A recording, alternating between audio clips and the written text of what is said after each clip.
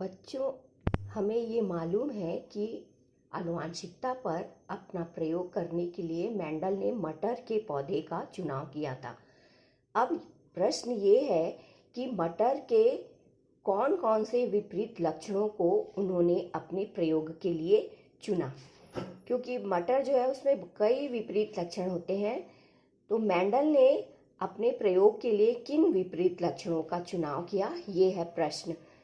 तो इसका उत्तर है कि मेंडल ने अपने प्रयोग के लिए जो विपरीत लक्षण लिए उसमें सबसे पहला है बीज का आकार।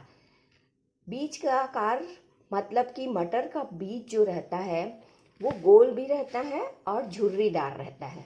दूसरा विपरीत लक्षण उन्होंने जो लिया वो है बीज का रंग। तो बीज का रंग पीला भी होता है और हरा भी होता है। तीसरा है पुष्प का रंग।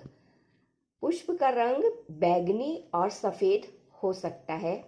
चौथा जो है वो है फली का आकार।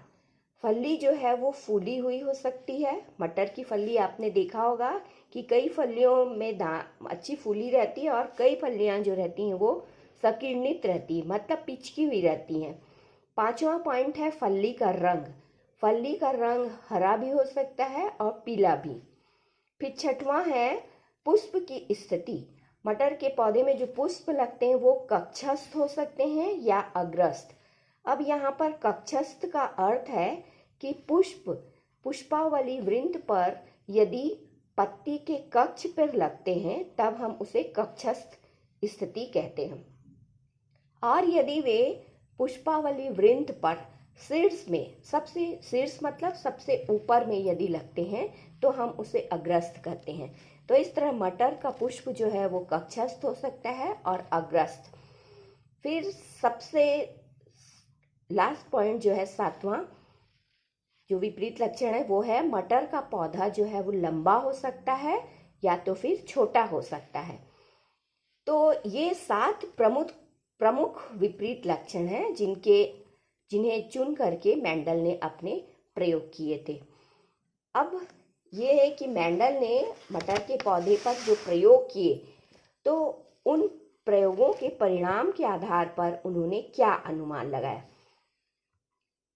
तो मेंडल ने अपने प्रयोगों के परिणाम के आधार पर जो सबसे पहला अनुमान लगाया वो ये कि प्रत्येक लक्षण को दर्शाने के लिए 2 कारक हैं। दूसरा जो अनुमान था वो है प्रजनन के समय जनकों के कारकों के एक जोड़े से सिर्फ एक कारक ही संतान में जाता है। इस प्रकार संतान में कारकों का एक जोड़ा बनता है। तीसरा जो पॉइंट है वो है विपरीत गुणों के 2 जोड़ी कारकों में से एक प्रभावी और दूसरा अप्रभावी होता है। तो ये 3 अनुमान मेंडल ने अपने प्रयोग के आधार पर लगाए। तो ये प्रश्न जो है मेंडल ने कौन से विपरीत लक्षणों का चुनाव किया, ये प्रश्न जो है ये भी परीक्षा की दृष्टि से बहुत महत्वपूर्ण है।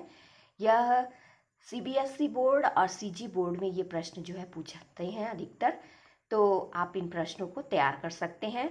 और जो उन्होंने अपने प्रयोग के आधार पर जो 3 अनुमान लगाए ये तो बहुत ही महत्वपूर्ण है, क्योंकि आगे जब हम पूरा आनुवंशिकी के बारे में पढ़ेंगे तो ये जो अनुमान जो है वो बहुत ही महत्वपूर्ण है।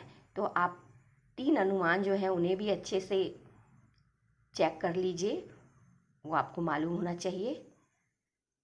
बस आगे का पोर्शन जो है अगले वीडियो में।